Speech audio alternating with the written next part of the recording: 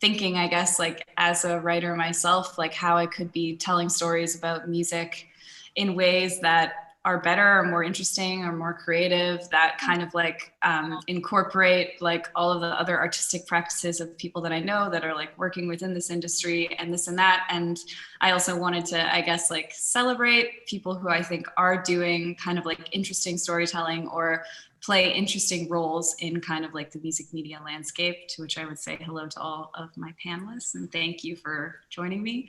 Yeah, and I just wanted to, I guess, like have an open discussion about like kind of the constraints of the most commonly used journalistic formats now, who we think is doing good storytelling around music, and then I guess kind of like combining different mediums and formats to think about like what experimental or like future forms, and I know experimental is kind of a contentious word, like future forms of music journalism could be. And like I also said to the panelists right before, I don't want this to be like bogged down in like practicalities. So like, you know, it's like none of these ideas necessarily have to be like tangible. Like doesn't have to be like a business plan for how you could execute like an article that has like, you know, whatever, WhatsApp messages and text and images in it or something like that. It's really just, I guess, to like, kind of like drop the constraints that I think like the word journalism sometimes puts on music media, and I guess like talk a little bit more realistically about what is actually happening insofar as like kinds of music media, and then like what we could do. So so that's the spiel. And I guess I'll let my panelists kind of like introduce themselves and talk a little bit about what they do, both like in a storytelling context, and I know that like all of them wear many hats, so we can, do you want to start? I'm going to start just from the person that I can see directly to my right, so if we can go Łukasz, Crystal, and then on like that. So hi, my name is Łukasz Warna-Wiesławski, and I do or did many things.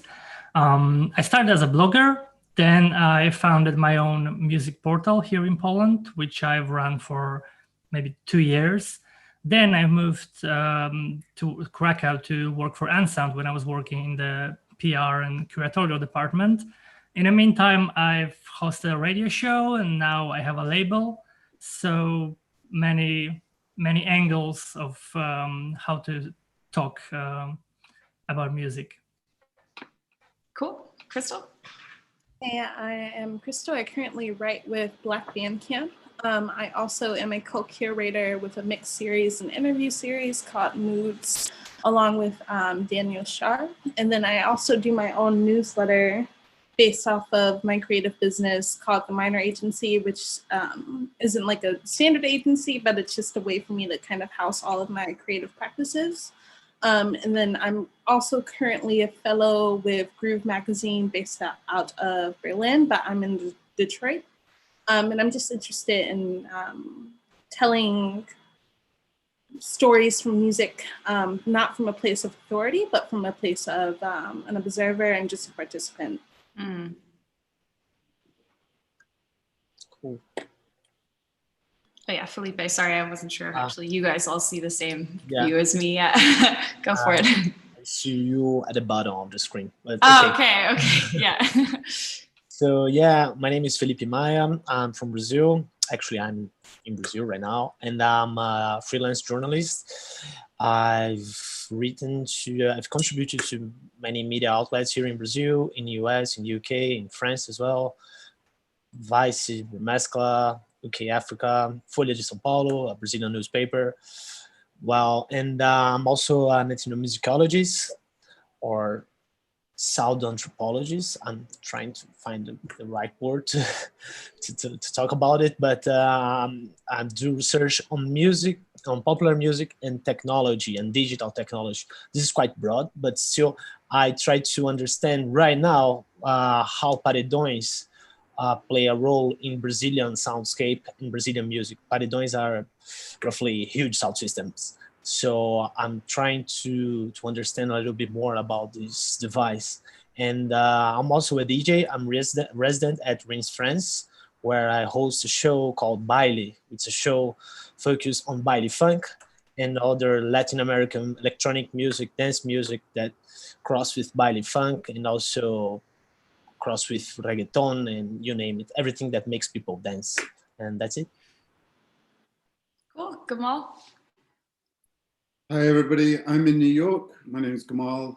I run a small boutique PR company. For the last 20 years, we've worked with an incredible range of artists, including big names that you would know, people like DJ Rashad, Jay Dilla, Cole Craig, and lots and lots of other people, and mainly electronic and primarily independent labels.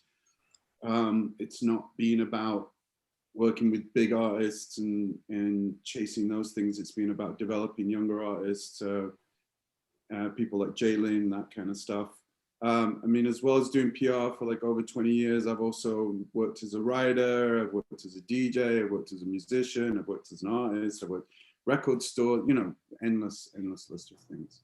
And just one thing before we get going, we were gonna have Sherry from with us today. She does a newsletter called Water and Music. That's it. I just didn't want to get it wrong. Thanks. And I just recommend everybody go and have a look at that and sign up for it. It's an amazing newsletter in terms of if you want to look at things from a technical point of view, looking at like how companies are developing, looking at the economic side of things. It's basically what Billboard should be, but isn't. And I think it's a really good resource for everybody to take a look at. And just want to shout out here and say, I'm sorry that you're not here with us, because I would have loved to hear your insight, but we'll just keep reading your wonderful newsletter in the meantime. So, and thank you to everybody for being here, and happy to be part of this. Cool. It's interesting because she actually inspired me to start my newsletter with some of her writings, and like kind of coming from a perspective of starting where you're at and writing about the things that are around you. So yeah, big ups to her.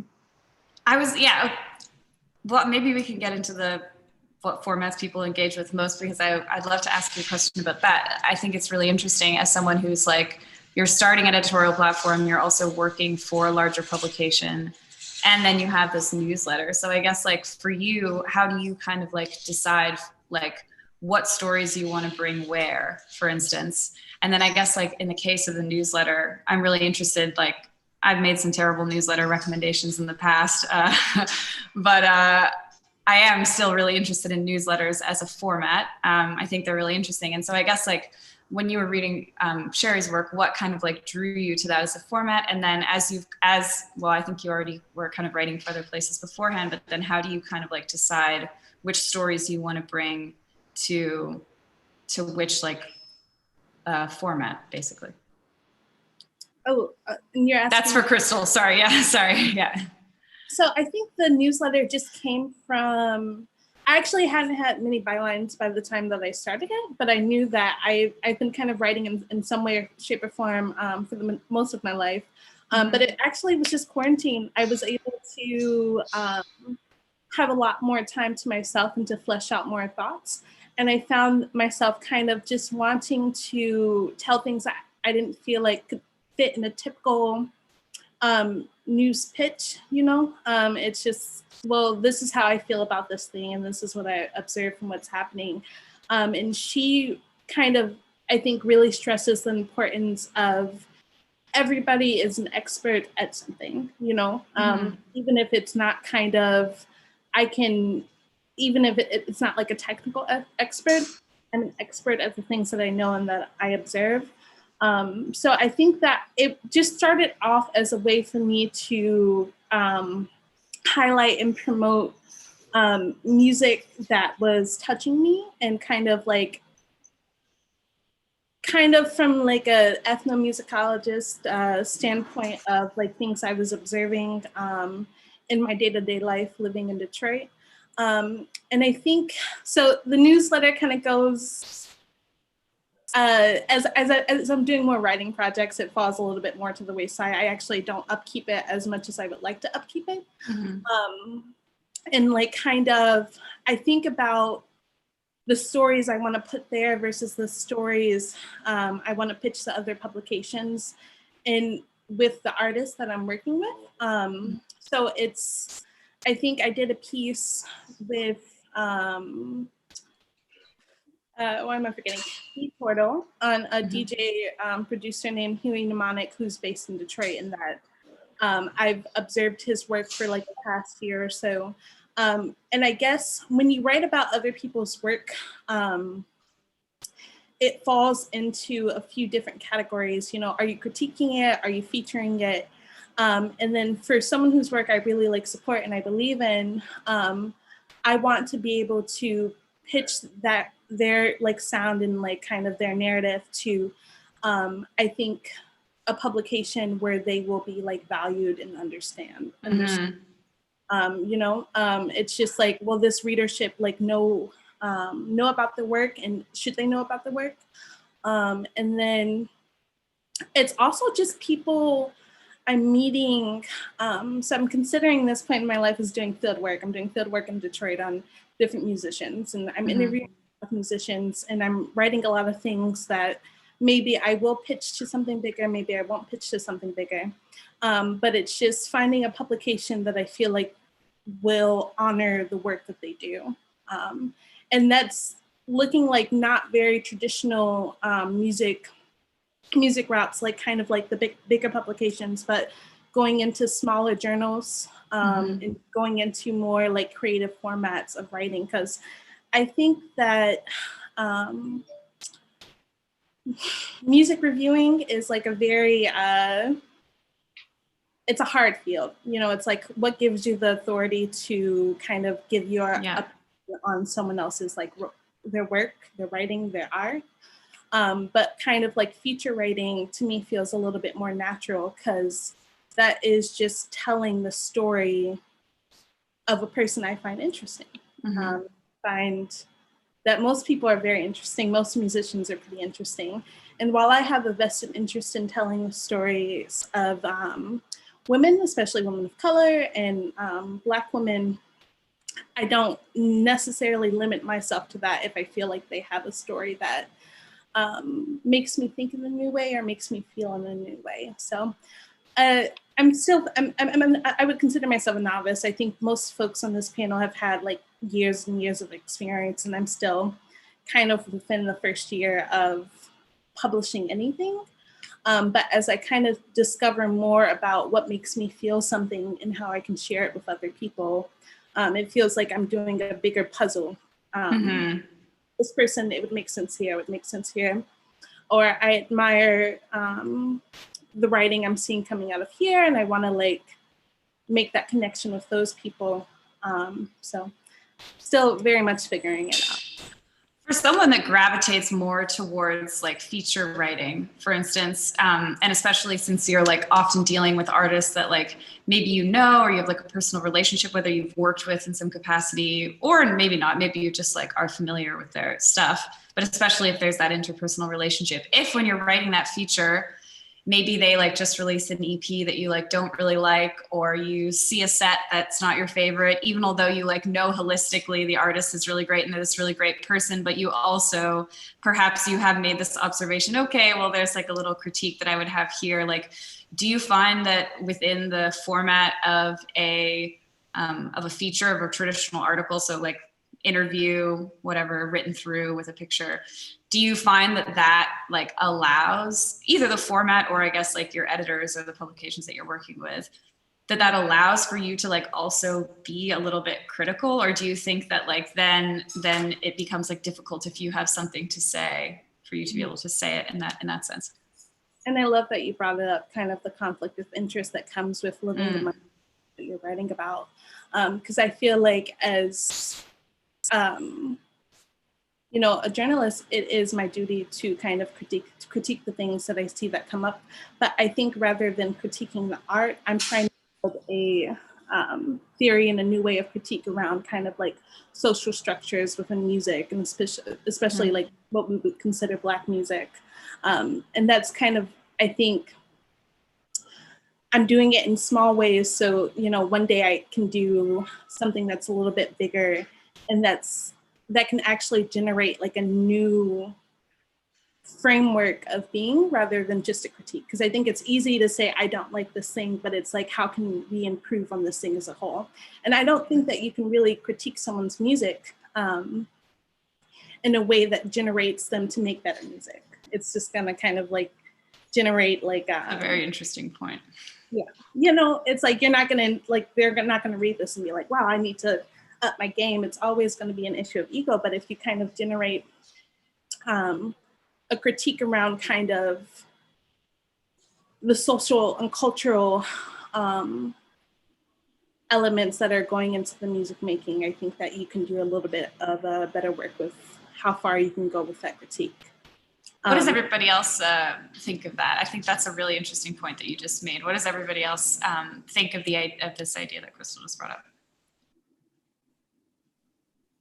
Well, you know, talking about things in context and, you know, examining something in a local context, I think Detroit's really suffered by not having Black writers, you know, and by not having a diversity of writers there. You know, I mean, I've worked with so many different Detroit artists. I worked with Carl Craig for over 10 years. I worked with Anthony Sheikh Shakir. I worked with Amp Fiddler. You know, I have pretty good experience of what the media is like in Detroit. You know, I did press for the first year of the Detroit Electronic Music Festival. You know, I've been closely tied to the city in many ways. And that community perspective is always going to be different to somebody kind of slightly adjacent to it or completely removed from it in Europe. And thus the local is really important. And I think one of the things we are seeing throughout coronavirus is people realizing the value of their local scenes because they have to. You know, for example, I'm in New York and, you know, there's a huge wealth of talent here, but obviously a lot of things are focused around bringing in people from other places. And that gets a lot of the prime time from everybody. And locals don't always get as much exposure as they should, even in a big city like this where you think they would, you know. So it's crucial. I think one of the interesting things to think about here in what was just said is there's an old school journalistic approach to things, and we're very much like in a new school approach era right now. And we were already in a new school approach era prior to COVID. A lot of people like myself have been looking at the models around us, and we realize that they have been broken forever. I mean, they've just been broken. They've never been good. Let's just face it. Music criticism, the discussions around music have never been great. They've always been problematic, especially when it comes to discussing music made by people of color, music made by Black people, music made by people outside of the Western key places, you know, Central Europe and England and America. And, you know, so to get to the point here, the idea of being a journalist, old school idea, was you would be detached from your subject, and being too close to your subject is kind of a no-no. And the reality is that's ridiculous. People mix and get to know each other, and that kind of closeness happens. The ethics are upon the writer. You know, in this case, what you were talking about is taking a new artist and contextualizing in the city that they live in the scene that they live in. I mean, I think that's a good way to do it. And, you know, just admitting, hey, you know, we are in the same milieu, we are in the same place. It's a lot of pressure on the writer to be objective, but, you know, this idea that, you know, objectivity removes you completely, you know, it's been one of the downfalls, and was always one of the downfalls, and was always one of the most annoying, horrible things to deal with. The fact that people would not talk about socio-political issues, they would not talk about economic realities, they would not talk about historical context. I mean, we could just go on the list of things that people wouldn't deal with. And this is why, largely, we are where we are today, where so many people are really disillusioned with press, period. Not just music press, media overall. People this stuff. I mean, like today, The Guardian did a headline, you know, the whitest, you know, the radio headline. Did everybody see this? this headline. Let me just pull it up so I get the exact right wording, because I don't want to. Okay, while the Radiohead link is sourced, I would say yes. So I guess, Felipe, just to go back to Crystal's point about kind of like whether or not you can actually like critique music to make it better. And then I guess I'm interested to know like if you agree with that, what your thoughts are. And then if you think no, I guess, is there a way to kind of like critique, like then I guess what is the point of critique, and like what are the points of critique that are, oh my god, that's such a big question, what is the point of critique? Sorry, you don't have to answer that. That's insane. That's insane. Let's just start from the beginning. Do you think you can critique music to make it better?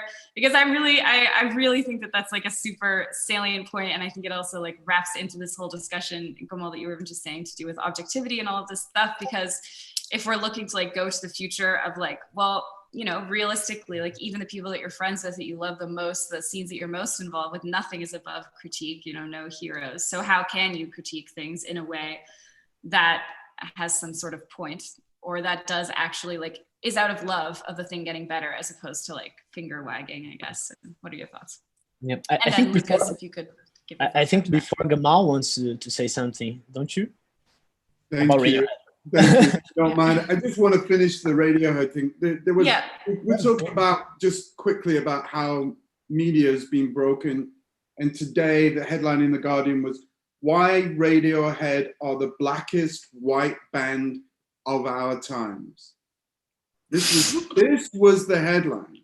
I mean, you know, okay, I mean, let's not discuss it, but I'm just saying that's a prime example of how off track things can get, and that still happened. That happened today. That's this morning. I think things are very off track over there, and in like the major publications thing, that I think like that's why I'm so interested in, I guess, like, because I think that like while a lot of attention is paid to like this like big, like while everybody's like paying a lot of attention, which is absolutely needs to be happening for like larger institutions and this kind of stuff, which are like have not been doing a good job, I would say like, on the other hand, I'm also really interested, like parallel to that, there are all of these different forms of storytelling that have just like come up through the kind of like cracks, because like people want, like, it's, if you love music, you want to like respond to it. You want to be like taking notes and doing like a larger view. You are already within your communities talking about it. You want to like express that and share it. So there are all of these other forms of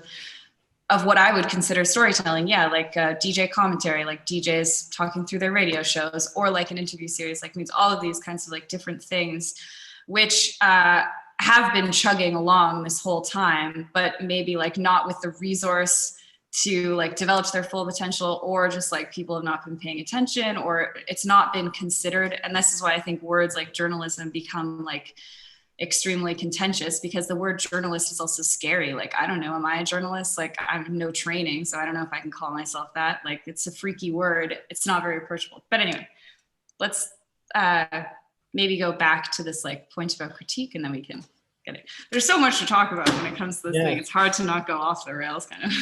Yeah, true. Do we have like 3 hours? So no, let's stick to the schedule. Well, this is a super tricky question, because myself, I don't consider myself a critic. I don't do criticism when I try to do journalism or writing, music writing, you name it. I think I try to stick with the idea of bringing something new to the readers, to the viewers, to the listeners. You talked about DJing. As a DJ in this show in Rings Friends, I used to talk over some songs, some tracks, because I feel that I'm presenting something new to a francophone audience. People know something about Baile Funk because there's MC Fiotti tune or something like that. And so my duty, once I'm there, is trying to explain something as a person that incidentally comes from Brazil. When we think about criticism as a platform to making someone's music better, I think that doesn't work at all. I think artists, they work on their own mindset, and maybe they will read something and they will use it as an input for what they're doing as a job. But once you think about journalism nowadays, I think criticism, reviewing is not a thing that people are looking for, because music's everywhere. It's such a commodity. It's such a cheap commodity. The thing about criticism and reviewing maybe made sense back in the days when Baudelaire used to do criticism of operas, or in the 80s when the guys used to do criticism. Like, I do believe that criticism is a quite cool tool to bring up something new. But myself personally, I'm much more interested in bringing feature stories, bringing the backbone of some movement culture, or throwing some lights or where there's none. Well, I think that's it. And maybe, I don't know, my colleagues can talk a little bit more about it. Łukasz, do you have anything to say on this point? Yeah, I'll defend criticism a bit. Like, it's not the primary thing I'm looking for, but I think if there's a really good writer who knows a lot about the thing that they're critiquing, it can be a really interesting read, like a sport in its own. And it's kind of detached from the music. And some of the most interesting critiques I read were actually more about, I don't know, literature than music, but they were still very, very interesting reads, and there should be a place for them. And I know they're really hard to come by, and you would need a very skilled, trained writer and a budget and a place that would actually be willing to take this risk to publish something that's like super long and maybe like 1% of their audience will read. But it would be nice if it wouldn't disappear.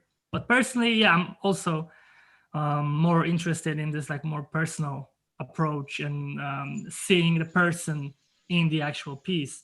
And I had this thought about the radio recently, like in this pandemic time, and all those streams, like the DJs streaming their sets, like trying to create this feeling of being together, but the voice is lacking. I think that you see the person, but you're not really interacting with the audience. Like, I really love this huge stream by DJ EZ when he was like a full radio host mode, and actually it's the stream that I was most engaged with, and I think it's very rare, and I'm kind of long for this style of hosting a show. It's, I would say, more old school, because right now it's just most like a podcast. There's an hour of music, a jingle like, hey, this is a DJ X at Rinse FM or NTS or something. And this personal approach, I think it's very important for me. I would love to see it more. Yeah, just to make myself clear, I don't think that criticism is a bad thing at all. It's just the thing, I don't see criticism as an interesting thing nowadays. Thinking of the criticizer, the writer that will look to some music in a detached way, or just like he's looking for he's seeing something from the top, and he doesn't know, or she doesn't know anything else that could be interesting to bring on the text or the video. I think that criticism is a real thing, and I love to read it when it brings something new to myself. When it brings something that I wouldn't care or I didn't listen to in my first listen. It's very interesting because like I mean, okay, because it seems like, I mean, I'm also on board, of course, for like criticism, and I think that's why like this whole format thing is kind of how I wanted to like what I wanted to kind of like pin the conversation to, just as a jumping off point, because like all of the gripes that we're expressing are like with the format and the framing of like reviews and criticism, for instance. So it's like, yeah, well, like it's written as a product review, and you're saying, okay, well, music is like really easily accessible, and also like, and so we know that you're not like reading it so that you would buy the record. And then what is the point of the criticism? And like Crystal was saying, are you trying to like critique it to improve the song? Like they're not going to go in and like remake it, you know, like that's not going to happen. And then it's like, are you always bringing new things? I think this is where PR comes into it, because it's like a lot of the time, the only information that you have from an unreleased record without an interview is, I guess, like from the PR. So like, and that's like very much like filtered by who your PR is and how they're like choosing to frame things. But I guess like just to zero back in. So to take, I guess, like what we like of the existing format or what works when you read like a really good record review, or if you can remember reading one, I guess like what are things that you like about it? Is it like hearing things in a different way, or like what are the sensations, or what do you get when you read like a good record review out of it? And then I guess maybe we can talk about like those like core elements and how they could be like worked into other things or focused on more so that it works. Yeah. Crystal, do you want to start, and then we can go through?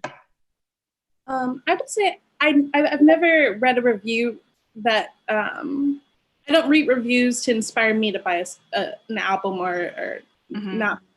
You know what I mean? It's never been, this is how I find my music. I find music, and I'll do my research on the artist, and I'll read what comes up on the artist, or if I'm interested in the artist, I'll keep up with kind of any writing that comes out around them. But I feel it, and it comes back to a feelings thing rather than like a technical element of it. And I feel like that's something that has been often utilized in kind of these more rigid like ideas of journalism. Like this is like just like a, very technical, it's scientific, it's fact-based, rather than emotion-based. And I feel like I want to read things that are more based in like feelings, and based on emotions, and based on kind of the human connection to the music that is being heard or being listened to. So I guess, I always want to hate on podcasts, but I actually love podcasts. And Underground and Black Ashthorn does a podcast series with RA. And I feel like that is pretty crucial to the preservation and documentation of a lot of stories that we haven't heard before from kind of like the Black artists from Detroit. And I feel, when we think about underground music, it's underground, it's not supposed to be something widely known. It's not something to be commercialized, but I feel like within that, we are also not documenting things that need to be documented for future generations. And I feel like that podcast does like a really wonderful job of documenting things. I think recently she interviewed Wajid, and before that it was DJ Minx. Just people who have affected the culture and do have interesting stories, and stories that I think that can be useful to future generations who are coming into the music and coming into the work. So yeah, I think podcast formats are great because you hear it straight from the lips of the artist. And I think that as long as like a venture is artist-led, it is doing a service to the art. I really, really resonate with what you say about, journalism coming from music journalism, music media journalism. Also, again, like, I know perhaps journalism is the wrong word, because I also think that the word journalism does kind of like can wreck things a little bit sometimes, because of course, music is like a visceral thing. It's like a feeling based thing. And so of course you would be writing from like a visceral perspective. Like I always think of music journalism as dancing kind of. It's like when you hear a song you really like, you want to respond. I'm really terrible at dancing. So like maybe you want to write a review or something, you want to be involved in what's happening somehow. And so I also agree. And I think that podcasts also are like an amazing piece of like tool for journalism, not only because they can exist like in audio, people can listen to it as they're like walking around, but also it's something that can be transcribed. It can be like turned into an article later. It's kind of like, it's like this like raw material that also people can work with maybe. So that's really cool. Okay, Felipe, do you want to go? Yeah, I'm not that podcast guy, but I do love one podcast, and I think that's what one could expect of a good podcast. Is this one by BBC that talks about, actually it tells a story about the Clash, and it's amazing. It's an amazing, like the Clash, like London Calling. Yeah. Sorry about that. Yeah, no. And it's amazing how this podcast it really caught me up, because it's a really well done radio work. And I think this is the thing also, podcasts comes from radio, and we're not reinventing the wheel, reinventing the fire when you do podcasts. But the good thing about podcasts, though, its accessibility. A lot of people can do podcasts. You don't need a radio dial station to be with. So this is pretty cool, and I love this. This is also a thing that I love about newsletters. We just talked about this, and absolutely, yeah. the newsletters are they totally open new horizons for journalists, for music writers, anything you want to be, because you can write from a really first person point of view, and you don't have to be ensuring any kind of attachment with newsrooms or brands whatsoever. Yet it brings us the question of how to make a living out of this. But I think this is another thing we can speak about. I don't know if my colleague how to make a living, and how, I guess, like I want to go back to this original critique question, so it's still in there. I promise we haven't gone off of it too much, but I do also think, like, with newsletters, like, not only how can you make a living, I guess there are supporter models, and some people that does seem to work for, but then also how like, do you prefer, like, at a certain point, does it become also constricting to be writing without an editor? Because I think for me, as like someone who, like, I have benefited a lot over the years just because I have no formal training from like editors, like literally just like, you know, how to like, you didn't think of this, or like, I can see you're spiraling and you're like, this is just completely insane. So like, maybe you need to zero in on this one point kind of thing.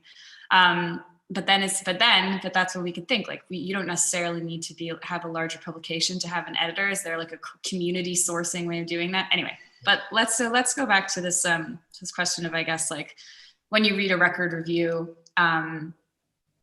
that's good. What do you get out of it, or what do you like? Because in my mind, there's a few points that are going to join together eventually at the end of this. So I promise we're getting somewhere. Yeah. Me personally, as I told before, I look to new things, new stories that come with the music.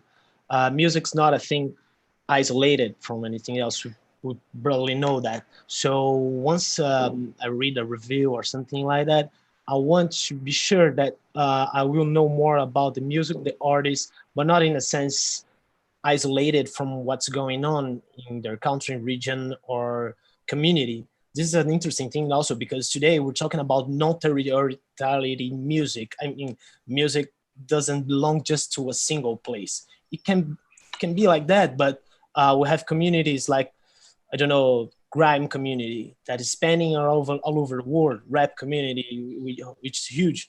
So I think that it really resonates with me when I can read some article, story, or review that brings on all these kind of elements that are somehow hidden behind the music. Okay, so you're looking for the journalist to basically like bring out, so the origin of like maybe the genre, like picking apart if it's like an amalgamation of genres, and then I guess like potentially proposing a new artist or a new angle on that artist, right? I think like where this becomes, I mean, I'm totally with you on that. I'd be interested, Gamall, to get your thoughts on this. So then I guess like in the case where maybe you have an artist who's released a lot of work and has been written about, and they have like a new release, how could you kind of like write a review that would like pose new information about that person? Like, would it be doing like a short interview, or like, is there I don't know, how would you come up with, Gamall, you've done both writing and PR, so how would you like approach a situation like that? Do you think it's possible? And then at a certain point, is it like, does a review of an artist that's been written about a bunch of times, even if it's like a new piece of work, is it necessary? Or what if that person has already had a feature, but they're putting something new? I don't know. What do you think? I think one of the fundamental issues with where reviews have gone and where reviews have been for a long time is, if, say, for example, let's look at The Wire. You've got like 3 different levels of reviews in The Wire. You've got these really short little reviews in the back of what they consider specialized music, a lot of time dance music, electronic music, this, that, or the other. You've got longer full page reviews, and then you've got like, you know, 1/3 of a column kind of review. Now, the smaller the space that you have to write a review, the less likely it's going to be to have something really useful in it, I think. And I think contextually, like what we need from a review now in 2020 is very different to what we've needed before. Like, I don't need to read somebody describing the music anymore, because we can literally most times go and play the music somewhere, you know, so we don't need somebody to describe the music. Do you find that you hear different, just genuine curiosity, do you find that when you do read an article that's like the approach is very much like, I'm a poet and like, here's my like 40 sentence long description of this like stab or something. Do you find that sometimes in some cases that does help you hear different things or not really? I'll give you a good example of somebody right now doing different things with reviews in a really interesting way. And it's here in New York. It's a jazz musician. He's called Ethan Iverson. It's ethaniverson.com. That's IVERSON. He's a jazz musician, jazz pianist. He writes about jazz, and he'll go back and he'll do like, his approach is very much like a musician's approach. So I just was reading something of his this morning where he picked like, I think 7 or 8 different records from his collection around the theme of classical music and jazz kind of combined. And it's a really interesting selection, and the way that he talks about things is very much from a player's perspective, and there's musicology in his reviews. And it's really refreshing reading how he presents these things, because it's coming from a point of view of a professional and a listener and a passionate viewpoint, and he's intentionally trying to find something new to talk about and a new way to present things and a new way to get people to engage with work. And this is the thing with reviews. There's all kinds of things that you can do in a review. You can talk about the socio-political context. You can talk about how it relates to other things within that genre. You can talk about how it relates to literature, how it relates to film, how it relates to art. I mean, but the fact is, most of the time we don't have reviewers with those skills to be able to like discuss a book in relation to a release, or discuss a film, or discuss broader subjects. We don't have writers who go and do their research and know the historical context for things. They don't understand how, you know, an Amphila record will relate to Jay Dilla, will relate to Moody Man, will relate to other soul artists from 30, 40 years ago, will relate to Wajid, will relate to, you know, things completely different, you know. And it's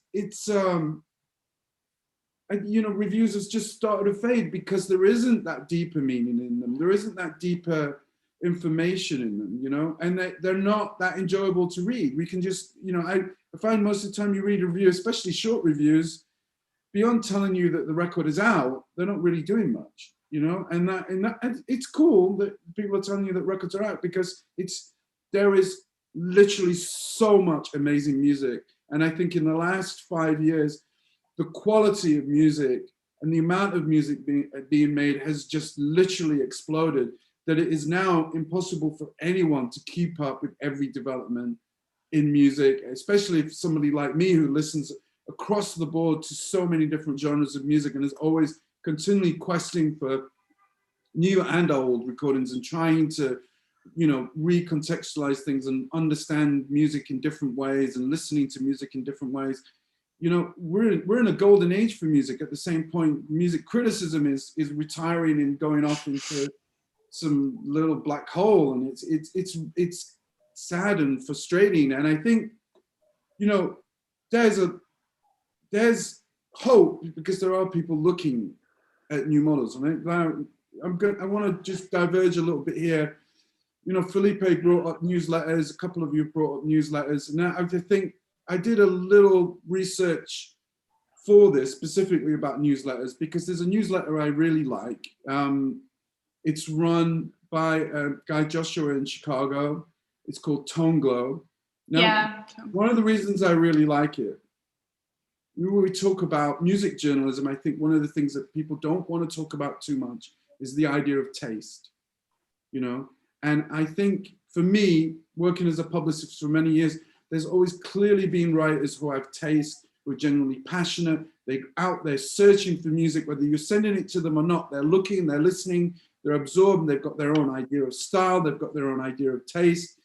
And I think this is an example of somebody from that kind of thing trying to do something.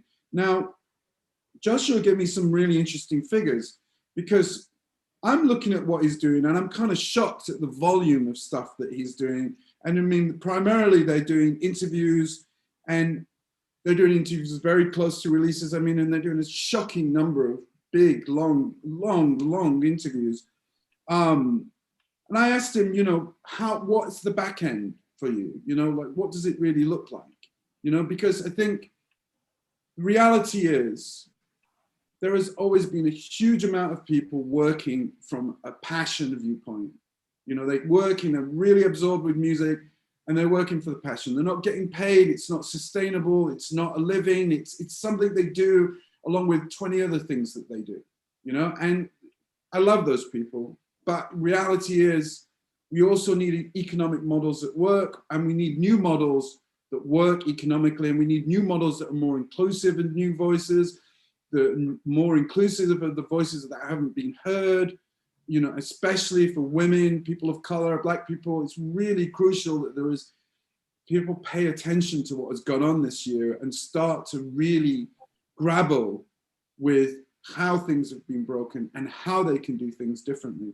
Now, Tone Glow, you know, he sent me some information in terms of their newsletter, and so in terms of patrons, he's raised around $1,700 so far this year.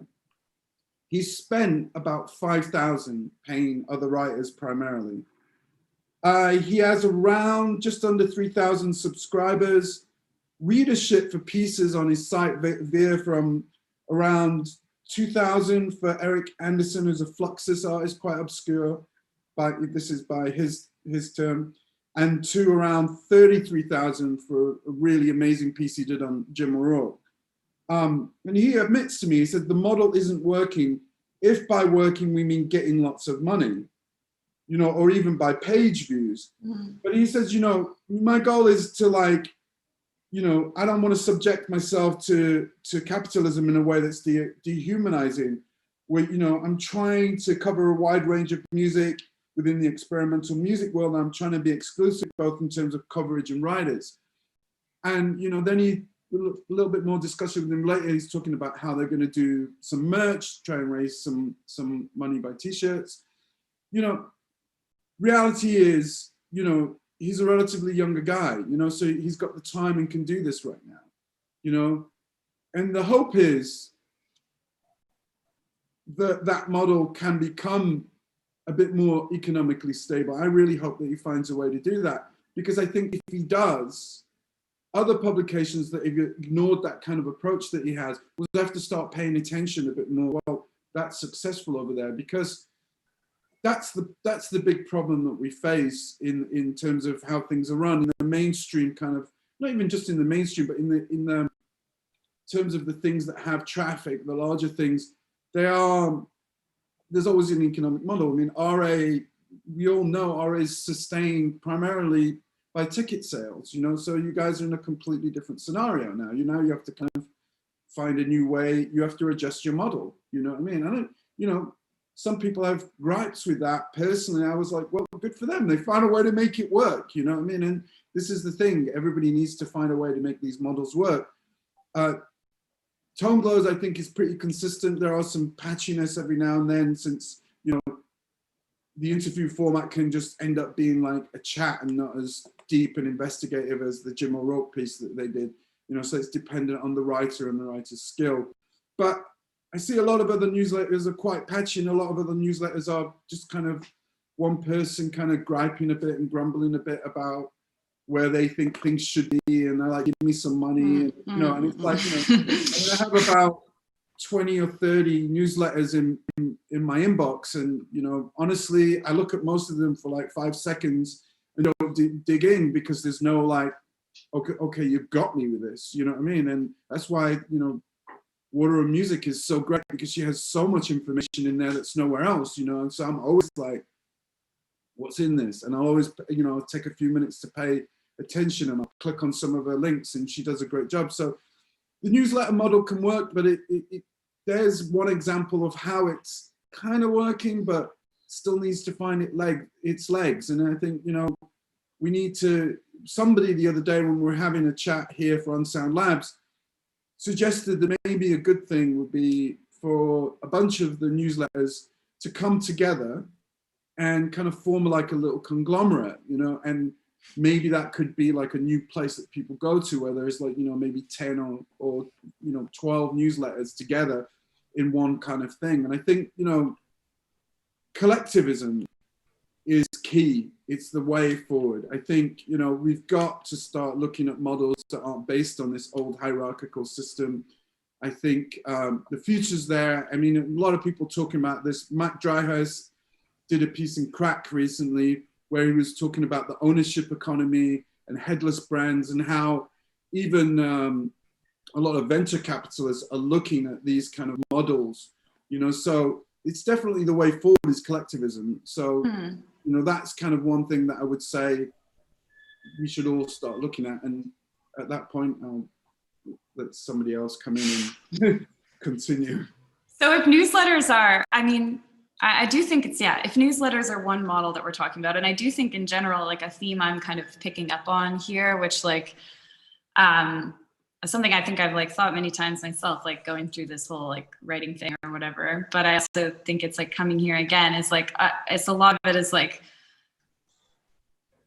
it's like almost like getting caught up in labels, because I would argue that like there are many, many people doing work that is like journalism or as is achieving the same goals that music journalism kind of purports to, archiving and educating, but it's just being called, it's just like being called something different. Like it's being called like a newsletter or like a vlog or a meme account or something like this, but actually like all of these are forms of cultural commentary and journalism. And then when you talk to these people, it's like, well, I'm not a critic, I'm not a journalist, all this stuff, because like somehow those words are like loaded with a, like you have to go through some sort of like initiation process. So you have to be in a, you know, you have to have blah, blah, blah on your paycheck or something in order to be like that. When if you like, I mean, speaking as like, yeah, anyway, when really like the people that are that, there's absolutely no difference except for like a label. So like, so yeah. It is also political. I mean, let's face down politically. I mean, especially in the UK and US, we've been completely let down.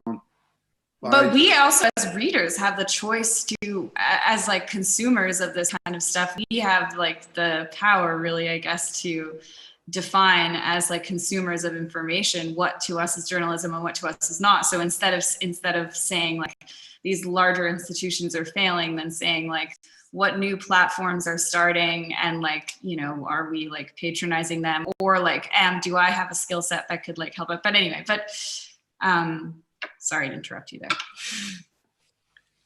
Łukasz, I'm interested to know from your perspective, what are kind of like forms of storytelling or that are like adding context or doing this job of archiving about music media, as we've been calling it, that like you enjoy, that you've gotten something from, that you kind of like champion, or that you're interested in seeing more from in the future? I might be super old school because I just love the old plain, like an article, a feature, and like hearing about like newsletters and podcasts and vlogs. I just feel like it's already been there. Like a newsletter for me is just a blog, and I even read them in the same way. Like 13 years ago, I would read blogs on a Google Reader, and now I read newsletters on my Gmail, and it's almost the same. And yeah. I don't feel like it changed much, and it's a welcome, not innovation, but like a welcome comeback.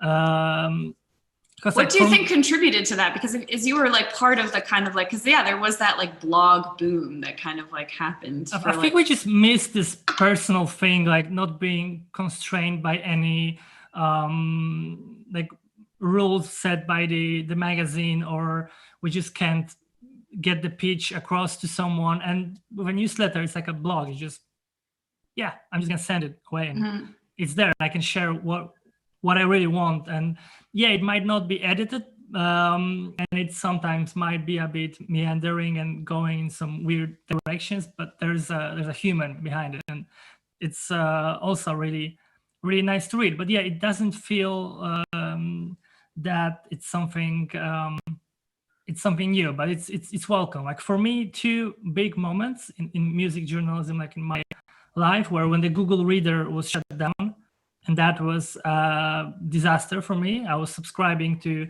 almost anything I can find. And I was reading a lot of reviews. And for me, because I was doing curatorial work, like I wasn't really reading them for enjoyment, and they all blurred together. But I just knew what records are out, who's doing the promo cycle. And I was also reading those reviews that I didn't know who the artist is, like what scene he's or they're coming from. And I had some bits of information I could later use. But for pleasure, like the second very sad situation happened, Tiny Mixtapes shut down.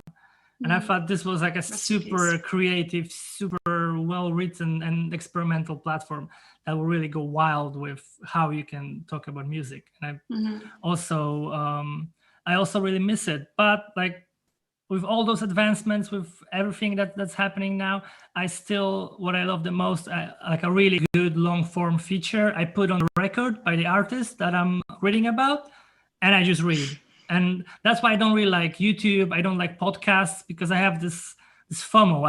I need to listen to everything. And when I'm like listening to a YouTuber, I'm like, okay, you could have just write a piece and I would read it in 5 minutes. And instead I'm listening to this 40 minutes I could spend listening to the record. So if like, I don't know, like classic magazines could come back, that would be perfect. I'd like to add something to what you just said, Lucas. It can sound a little bit obvious, but a good story is a good story. I mean, you can have it whether in a long form or whether in TikTok or Instagram stories. As media persons, I don't know, as people who write or who work with music, at least this is what I try to do, is to think on platform, not to adequate what I'm doing to, but to tailor my subject, my material to it. So if I'm writing something, if I'm searching something that is related, that could work better in Instagram stories, I'll do that, but not trying to adequate it, much more trying to shape it to Instagram stories. And also, I think we must go where people are in some sort of way. I'm not saying that we just need to move to TikTok or Thriller, or because these are platforms. From 5 years from now, everything will be changing. But we must need to pay attention to these movements, because music happens there also. If I'm about to write something about K-pop, I don't know, surely I had to go to TikTok, and I'm not a TikToker at all, but I have to talk to my cousin who's 15 years old, and maybe he will help me out with this. And just another little thing, once we were talking about making things work out, for instance, with newsletters, and I think this is a really interesting point that Gamall raised up. The thing is, today, if you look at the journalism or music media scenario in a whole global view, and I'm talking also about the global South, mainly in Portuguese and Spanish language media, we do have a lot of different biases working on, and I think this is cool.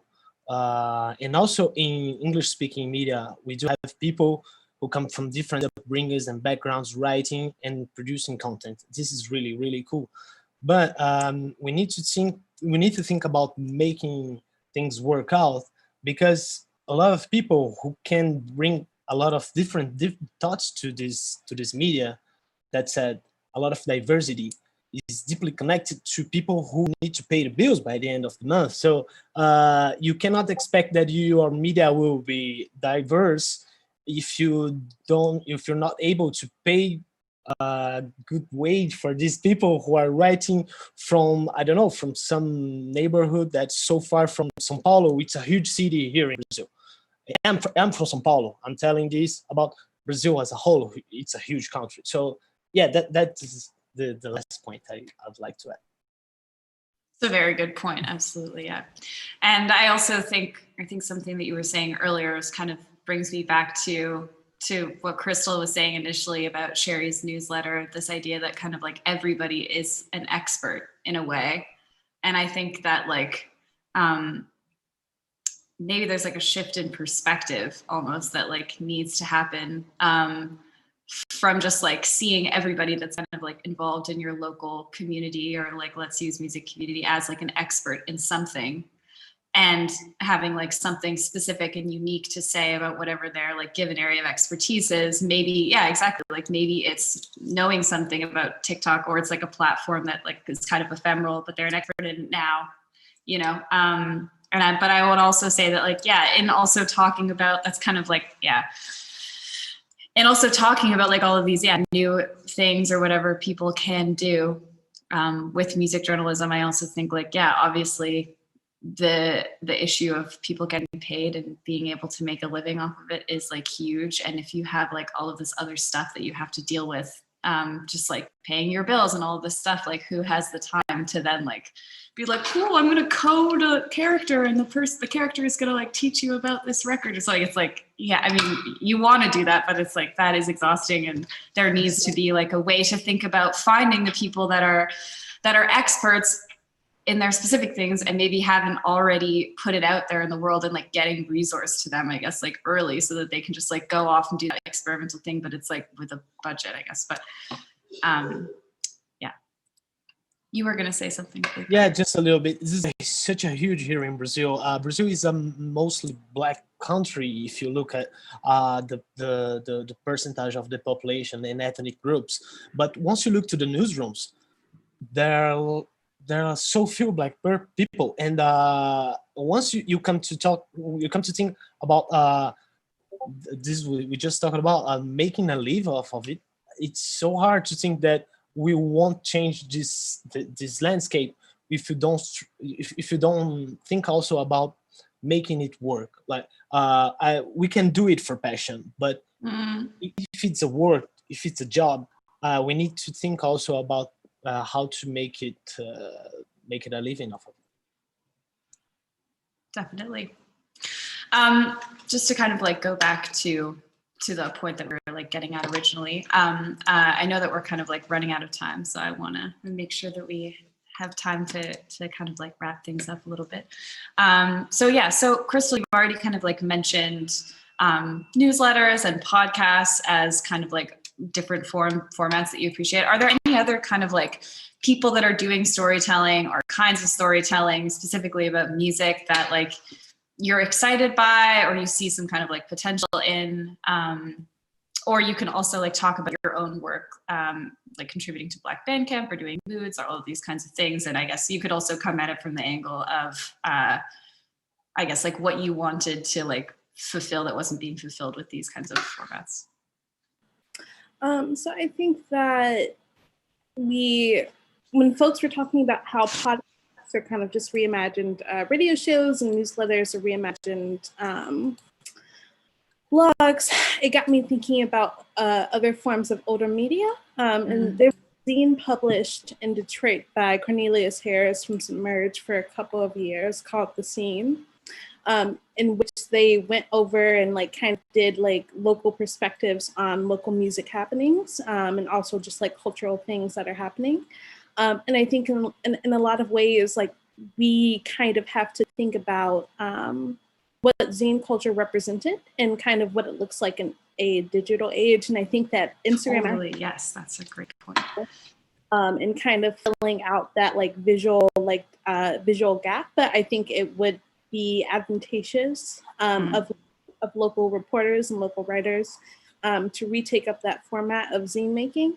I also think that people hate Instagram, people hate social media, but it's just kind of, you can either adapt with it or you can kind of be angry at it. You know what I mean? So I think that there are like certain Instagram accounts that I think are doing a lot of work around reporting and updating, but talking about podcasts again, there's one that I really like called Heat Rocks, and that's with Morgan Rhodes and Oliver Wang.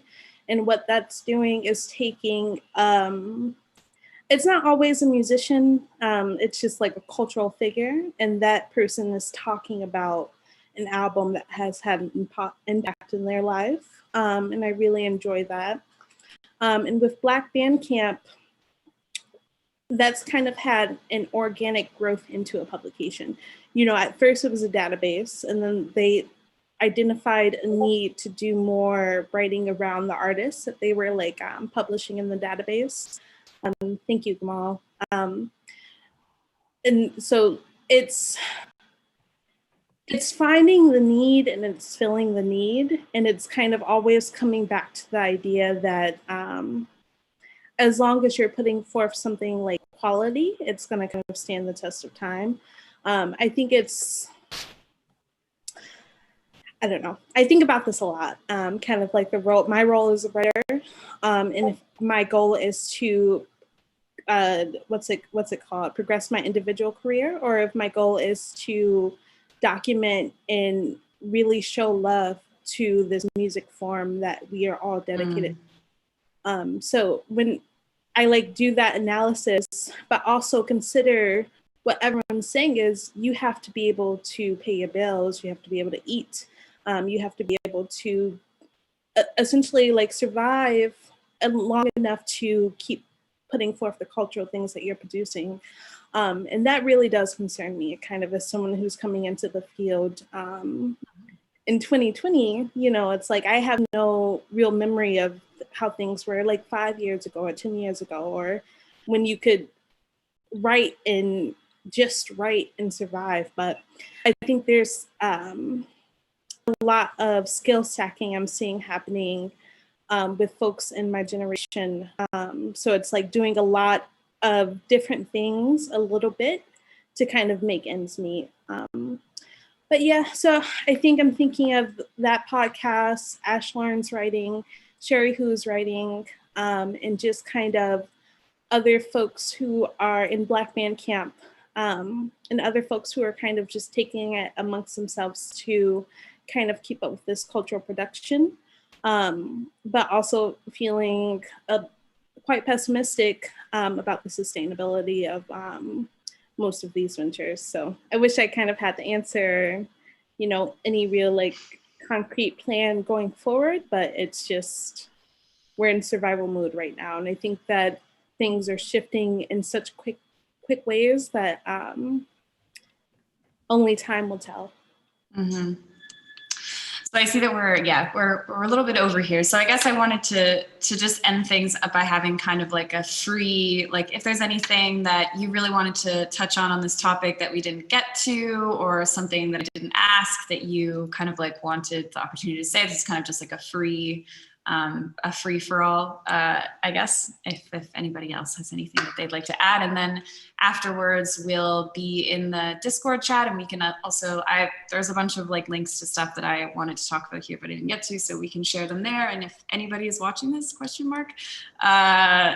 then, you know, we can like talk more there. But anyway, open question period here now, yeah. Or discussion. So, one thing that I was thinking a lot about, like when we're talking about like people getting to know each other in the scenes, or like working together and then writing about themselves. I noticed something on the like technological websites, like I don't know, like video games websites, like websites that write about new smartphones or whatever. They always say, I mean, not always, but some of the bigger publications, they always say, this was sent by this and that company.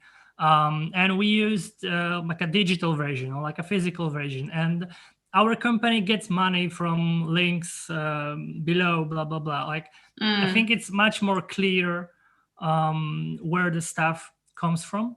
And as a Polish person, and I know this is like very visible sentiment in the Polish scene, that we are invisible, absolutely. Mm-hmm. Like when you read, like all the media that we read are the Western media, and they're mostly focused on what's released in the West.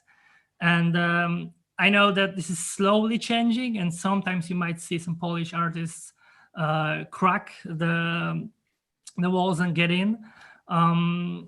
But still many people think that they're not good enough, that they don't deserve this success because they see all those brilliant acts and they want this, but they don't know that this person actually worked at this office and now they're a famous DJ, or this person has some financial background that helps them, I don't know, like buy pieces or premieres or appear at streams. And this is invisible and quite hurtful to some of the smaller acts that have this real frustration that they don't know how to do it, who to speak to. Like they might send some promos to the like info or hello emails, and they're like, oh, they didn't pick me, like I'm not worthy of a review. While there's actually in the West, there's like this whole network of PR agencies that are working really hard to make it happen for the artists. Yeah, I think that's like really, I mean, I'm always like, the transparent, I mean, we didn't really get to go into it, but I do think the transparency thing, which, Crystal was kind of speaking about in the beginning, and this whole objectivity thing, and also what you just brought up here. Yeah, where music comes from, when it's recommended, does it come from a PR? What are people's relationships? All of this stuff, obviously there needs to be like way more transparency, but I guess kind of like similarly to what you were saying, and like, I don't know how to create like a sustainable model for music media. I also, I mean, I think the latter is an easier problem to solve, but I do wonder what that transparency would look like literally like on the thing, and how could you do it in a way that wouldn't descend into just like complete mess, because then you start asking, like, I mean, beyond just like disclosing which PR you got sent some music from, if that's how you get your music, but then when you get into the nature of people's relationships and like brands, or have you done a radio show on this radio station that you're writing, I don't know, stuff like, because it is similarly like, in order to, the people that like aren't very like moneyed, I think in this like industry, are kind of doing all of these like little different, like wearing many hats to survive. And then when you're wearing all these different hats, then you're also like very much like involved in a bunch of different things that are like cross-contaminated. And so then how do you express that? Like literally, what does that transparency look like in a literal sense? Or is it like a switch in perspective, which is just like changing the expectations of what music media is? But that's all the time we have today, I guess. And yeah, maybe we can talk more about that in the Discord, or yeah, I don't know. I guess, is there anybody watching this that has any questions? I think I was supposed to do that. I don't know. I think not, but I guess speak now or forever hold your peace. If you have a question, you want to be on video. I don't know. I think it's fine. Okay.